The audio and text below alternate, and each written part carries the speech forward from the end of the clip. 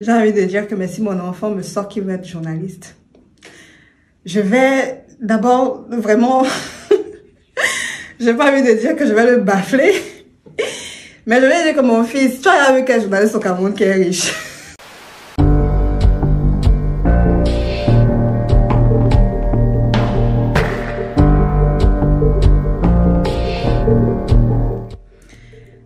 Professionnellement parlant, ça doit faire 6 ans. Mais c'est depuis que je suis toute petite que je suis passionnée par le journalisme. J'aimais beaucoup Madeleine Sopikoto, surtout ses reportages pendant les matchs de football. Donc je l'aimais beaucoup et c'est elle qui a été le point de départ. J'ai toujours dit que je vais être Madeleine Sopikoto, je vais faire du journalisme. À la base c'était du journalisme sport, après quand j'ai commencé c'était plutôt le journalisme culturel. Après c'était le journalisme numérique. Donc c'était Madeleine Sopikoto le point de départ. Les premières désillusions arrivent au moment où tu fais 2 ans dans une chaîne de télé, où tu es censé être en stage, un stage qui n'est pas rémunéré, mais où tu as des obligations de résultat. Donc, chaque jour, tu dois être là à 8 h du matin pour la conférence de rédaction. Tu dois faire une émission, par exemple. Tu dois faire des papiers pour le journal pendant 2 ans et tu n'as aucune rémunération. Tu comptes, par exemple, sur le fait que quand tu vas aller en reportage, il y aura ce qu'on appelle le gombo, entre guillemets. Donc, des frais de reportage qu'on donne, que les prestataires donnent.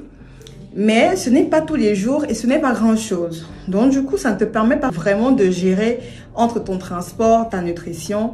Du coup, tu commences à te dire que est-ce que j'ai vraiment choisi le bon métier? Ensuite, tu pars même de là, tu te dis que bon, la c'est pas le seul média qui existe au Cameroun. Tu décides d'aller dans les médias privés où tu es censé travailler de 8 h à 17 h ou 18 h et on te propose un salaire de 30 000 francs CFA en te disant que non, c'est pas un salaire, on te paye juste le transport et tout. Tu décides d'accepter parce que bon, pour l'instant tu n'as rien à faire, donc tu te dis au lieu de rester à la maison, j'accepte quand même, donc j'y vais. Sauf que je ne mets pas beaucoup de temps là-bas parce que en même temps j'ai toujours été une ambition démesurée. Donc je pars de là pour un autre lieu, pour un autre média. Où j'arrive, je fais un entretien, je suis retenue. On te dit 3 mois d'essai, on te donne 50 000 francs pour le transport. Et après les 3 mois d'essai, on va te proposer un contrat. Les 3 mois passent, on te propose un contrat et quand on te propose le contrat, on te propose 110 000 francs le mois. Alors, quand tu fais le ratio, pendant les 3 mois d'essai, tu travaillais de lundi et parfois jusqu'à dimanche. Tu présentais le journal de 6 h et tu faisais des reportages pour le journal de midi, pour le journal de 18 h. Parfois, tu présentes le journal de 18 h. Tu fais une émission à 14 h. Donc, en fait, toute ta semaine est remplie. Tu ne fais plus rien chez toi. Tu n'as plus de vie. Et à la fin, on te propose un salaire de 110 000 francs. Tu te dis que, mais alors, c'est quoi ce monde dans lequel on vit? Tu regardes ta formation, parce qu'après, j'ai fait un master en journalisme. Tu regardes ta formation, ce que tu as payé, ce que tu as dépensé. Tu fais le ratio avec le temps que tu mets à ce que tu fais et avec ce que tu gagnes. Tu te dis, mais sérieux, qu'est-ce que je fous là? Donc, je décide de partir de là, mais alors sans regarder le derrière. Je ne signe pas le contrat, je pars de là parce que je me dis que je peux avoir mieux. Je peux faire mieux, je peux être mieux que ça. Ce qui m'a choqué, ce qui me choque encore, c'est qu'on a l'impression que être journaliste, animateur, est un métier qu'on peut faire et on ne mérite pas forcément avoir un énorme salaire.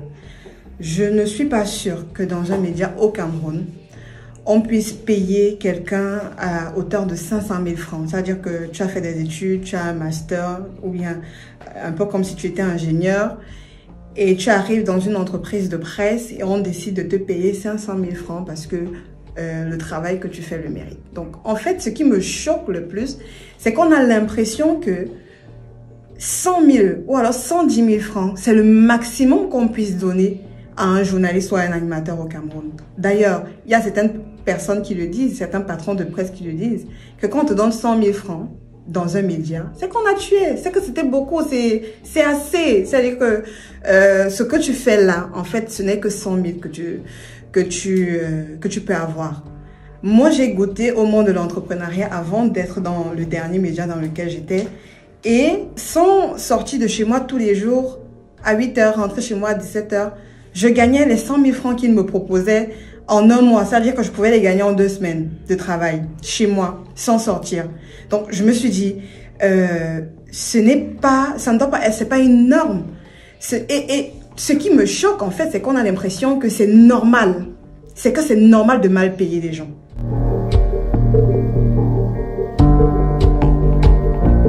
Ça vient de loin. Ça vient de très loin. Je pense que si dès le départ, nos pères dans le métier avaient refusé un certain nombre de choses et un certain nombre de traitements, nous, la nouvelle génération, nous n'en serions pas là. Vraiment, c'est un problème qui est ancré dans la peau, dans les os de tous les hommes de médias et de tous les patrons de médias. Et aujourd'hui, ça se vérifie. Parce que si moi je suis partie, on m'a proposé 110 000 francs de salaire et que je suis partie, j'ai refusé de signer ce contrat. Si tout le monde avait décidé de faire la même chose, se disant que on ne peut pas accepter d'être traité de la sorte, parce qu'à la limite, c'est de l'esclavage. Tu ne peux pas travailler de 6 h à 18 h, de lundi à dimanche, on te propose 100 000 francs par mois et tu acceptes. Là est le véritable problème, que les gens prennent conscience de ce que je peux avoir mieux, je peux faire mieux. Tant que ce n'est pas le cas, et tant que même les personnes qui sont à la racine de la profession, qui ont été journalistes avant, qui ont subi cela, ne prennent pas cela à bras le corps, ça ne pourra jamais changer. Parce qu'aujourd'hui, nous sommes qu'ici, moi, je décide de ne pas prendre un salaire, quelqu'un d'autre le prend. Parce qu'après, il y a eu des recrutements après moi. Ils ont fait 3 mois d'essai, on leur a proposé le même salaire et ils ont accepté. Et en fait, ce qu'on doit comprendre, c'est qu'on a faim. Au Cameroun, c'est la famine. Quand on donne 100 000 à quelqu'un, c'est beaucoup. C'est que ça permet de manger quand même à la maison. Mais à la long terme, à la longue, dans l'avenir, est-ce que c'est ce qu'il nous faut vraiment? Est-ce que c'est ça qui te permettra d'atteindre une certaine liberté financière? C'est vrai qu'on peut faire X ou Y choses à côté, mais à la base, tu as fait une formation, tu es journaliste, tu es animateur. Donc, en principe, tu dois pouvoir travailler et pouvoir te nourrir et pouvoir évoluer avec ce que tu gagnes. Malheureusement, pour l'instant, ce n'est pas le cas.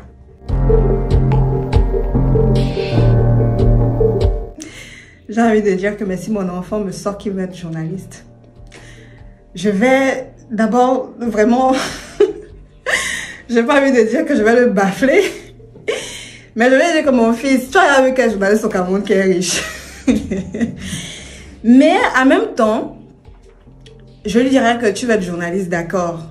Mais il est hors de question que tu sois journaliste pour travailler dans un média au Cameroun. Même si nous sommes au pays, il est hors de question que tu sois dépendant de quelqu'un, dépendant d'un média. Si tu veux être journaliste, tu seras journaliste indépendant pour travailler pour toi, pour travailler pour des organismes à l'étranger, de telle sorte que tu ne sois pas dépendant de quelqu'un. Aujourd'hui, je décide de travailler avec vous. Demain, si vous m'énervez, je vous quitte. Mon fils, je te dirais, si tu veux être journaliste, tu es journaliste, mais vraiment, tu ne travailleras pour aucun média au Cameroun parce que ça ne te donnera pas l'argent. Ça ne te fera pas devenir riche. Et encore moins, ça ne te fera même pas être épanoui dans ce que tu fais. Parce que c'est même ça qui est pire. Parce que si tu n'as même pas l'argent, et je leur ai dit que si au moins vous ne me payez pas à ma juste valeur, je voudrais au moins être épanoui dans ce que je fais. Mais non, tu ne peux pas être épanoui quand tu es presque esclavagisé. Quand tu travailles de lundi à dimanche, de 6 h à 18 h, tu es épuisé et tu ne profites pas de ce que tu fais.